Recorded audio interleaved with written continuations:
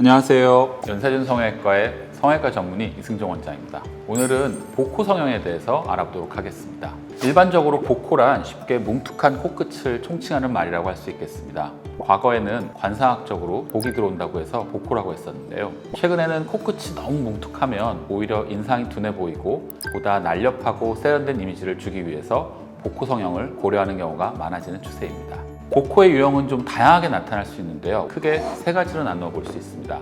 첫 번째는 코끝의 피부가 두꺼운 경우, 코끝의 지방 또는 연부 조직이 많은 경우, 마지막으로 코끝의 연골이 퍼져 있는 경우입니다. 보통 우리나라 분들은 대부분은 이 세 가지 원인을 복합적으로 다 가지고 계시는 경우가 많습니다. 따라서 복코의 교정 수술은 앞서 말씀드린 복코의 원인에 따라 이루어지게 됩니다. 코끝에 연부 조직이 많은 경우에는 코끝의 지방이나 연부 조직을 제거하는 수술을 시행하고, 코끝의 연골이 낮고 퍼진 경우에는 코끝 연골을 묶어서 모아주고 코끝의 연골을 이식해서 코끝을 높여주어 뭉툭한 코끝을 얄쌍하게 보이게끔 수술을 시행합니다. 물론 코끝의 피부가 두꺼운 경우에는 피부 자체를 얇게 만들 수 있는 방법은 현재까지는 없습니다. 이런 분들 같은 경우에는 보통 코끝에 연부 조직이 많거나 연골이 퍼져 있고 코끝이 낮기 때문에 코끝의 연부 조직을 제거하고 코끝 연골을 묶어주고 코끝 연골 이식을 통해 코끝을 높여주면 어느 정도는 수술 전보다 복코가 개선되는 효과를 얻으실 수 있습니다. 아무래도 피부가 얇으면서 연골이 발달되어 있는데 퍼져 있어서 코끝이 뭉툭해 보이는 경우가 있습니다. 교과서적으로는 박스팁이라고 일컫는 경우인데요. 이런 분들은 경우에 따라서는 단순히 연골 묶기만 해도 피부가 얇기 때문에 바로 드라마틱한 효과를 볼 수 있습니다. 서구적인 코 모양에서 많이 나타나는 뭉툭한 코끝의 주요한 원인이라서 아무래도 우리나라 분들에게는 그렇게 흔하게 나타나지는 않지만 이러한 코끝을 가진 경우에는 수술 효과가 좋게 나타날 수 있습니다. 앞서 말씀드린 것과는 반대로 코끝의 피부가 너무 두껍고 연골이 많이 작고 약하면서 퍼진 경우에는 아무래도 수술 결과에 한계가 있을 수 있습니다. 이러한 분들은 코끝에 지방이나 연부 조직이 많고 코끝이 낮은 부분이 동반되는 경우가 많기 때문에 콧살을 제거해주고 퍼져 있는 코끝 연골을 묶어주고 코끝 연골 이식을 통해 코끝을 높여주는 복합적인 술식을 통해 수술 전보다 개선된 코끝 모양을 만들어 드릴 수 있습니다.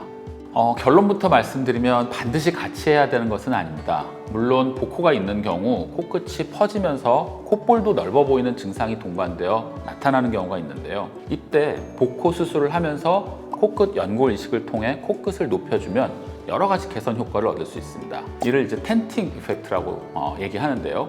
코끝이 높아지면 코끝이 당겨지면서 코끝이 얄쌍해지고 콧볼도 따라서 줄어드는 효과를 얻을 수 있습니다.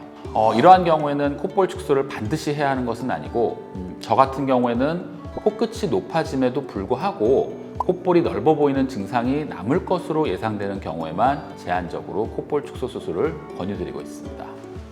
특별히 복코 수술이라고 해서 다른 코 성형 수술에 비해서 비싸거나 하지는 않습니다. 물론 복합적인 원인을 가지신 분들의 경우에는 해드려야 할 술식이 늘어날 수는 있겠습니다.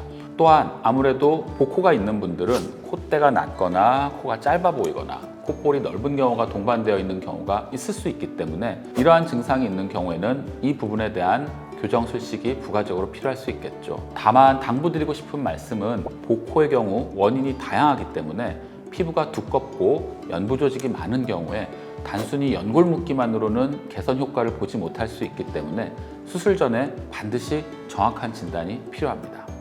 복코 수술이라고 해서 다른 코 성형과 달리 특별히 다른 주의사항이나 관리가 더 필요한 것은 아닙니다. 일반적인 코 성형 수술 후에 주의사항이나 관리 요령을 따르시면 되겠고요. 다만 코끝 같은 경우 붓기가 정말 천천히 빠집니다. 보통 6개월에서 길게는 1년에 걸쳐서 빠지기 때문에 인내심을 가지시고 집도하신 주치 원장님께 경과 관찰을 받으시는 게 좋겠고요.